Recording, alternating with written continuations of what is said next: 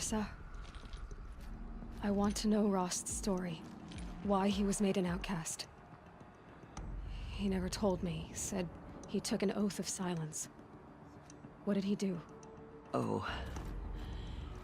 Yes, that. What crime did he commit? I will tell you if you wish. But it is a long story. Are you sure you want to hear it now? Of course I want to hear it. Tell me. Rost never committed any crime. He was an outcast by choice. What? What do you mean? Many years ago, before the derangement, before the Red Raids, a band of murderous outlanders, 12 in number, struck without warning. At Mother's Vigil, they took hostages, and then pressed on, headed for Devil's Thirst. Mother's Vigil? Where's that? You would know it as the Forsaken Village, near the Karja border. But at the time, many families lived there. Rost's was one of them. His mate was killed fighting the Outlanders, and his daughter was among those taken hostage. His daughter? What was her name? Alana. She was just 6 years old. Nora Braves couldn't stop 12 Outlanders? Or rescue the hostages? It was quite impossible. We outnumbered them, but every time a Brave came within bowshot, the Outlanders killed a hostage. What did they come here to do? That was never discovered.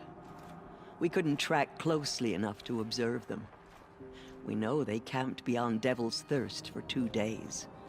There were reports of strange noises. And then, as suddenly as they came, the Outlanders made their way back to the border and disappeared. What happened to Rost's daughter? She was killed? Rost was one of the Braves who tracked the Outlanders, keeping his distance. There were 6 hostages still alive when they reached the border, Alana among them. Rather than release them, the Outlanders slit their throats and left the corpses just across the border, mocking us. Why? Cruelty. They knew the faithful Nora would not leave the sacred land to collect the bodies, let alone pursue them. They thought themselves safe from our vengeance. Are you saying that Rost went after them? That he became an exile? No. Rost was beside himself with grief, but even so, he would never have broken taboo. Then what did he do? He called upon the most terrible and secret rite of the Nora tribe. He begged to be made a Death Seeker. A Death Seeker? What is that? One who dies to go seeking, and in seeking, brings death to others. The ritual drags the spirit from one's body, releasing it to All Mother's care. The heart beats, the mind thinks, but the spirit has moved on. I don't understand. Rost went after the Outlanders, but his spirit never left. It remained here with All Mother. He gathered the bodies of the slain and returned them. And then he set out in pursuit, not as an exile, but a weapon of vengeance. A barbed arrow shot from a bow, never to return. But Rost did return. Yes. A full year later. And terribly wounded. He collapsed at the border of the sacred land. A hunting party came upon him. He was delirious. In agony. By law, he should have died where he lay. But one of the hunters broke taboo, and reaching across the border, she dragged him to our side. Who was she? A brave who'd lost a mate and 2 sons to the very outlanders that Rost pursued. So, Rost never finished his mission. To the contrary, he killed all 12. Tracked them to disparate places the world over, he said. Meridian, Ban-Ur, the Claim, Utaru Land, further even, into the Forbidden West. The last he killed nearly got the best of him. Wounded, he stumbled and crawled back to us, hoping to die as close to the sacred land as he could. He never expected nor asked to be dragged across the border and nursed back to health. That was done to him, leaving us, the matriarchs, in a difficult position. Why couldn't you just welcome him back? Rost had been made a Death Seeker, Aloy. He no longer had any place among the tribe. By law, he should have been driven back out. But we couldn't bring ourselves to do that, so we offered a compromise. You made him an outcast. Yes. We offered to do so on the condition he never speak to anyone of this exception. After all he did, all he suffered, to be declared an outcast was his reward. Rost was overjoyed. He never expected to live another day in the sacred land, let alone the embrace, so close to the goddess. He resolved to spend the rest of his days in solitude, and was happy to do so.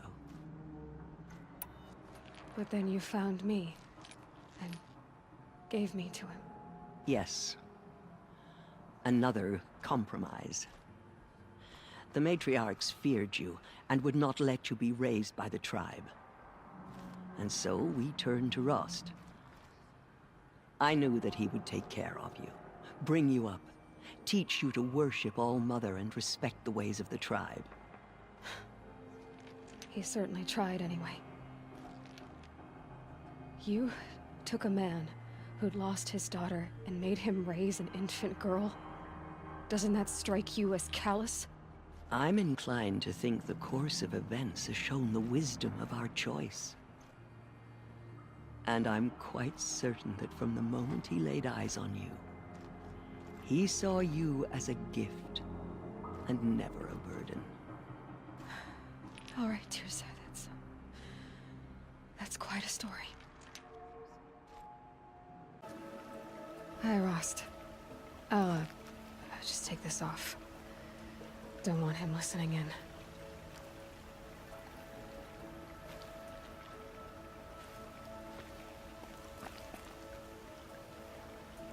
Rost, I can't believe it's taken me so long to visit you. When you said goodbye, I was too quick to let you go. I never really thought it would be the last time I saw you. I was just acting strong. I should have known you'd be watching. At the proving. Looking out for me. There for me when no one else was.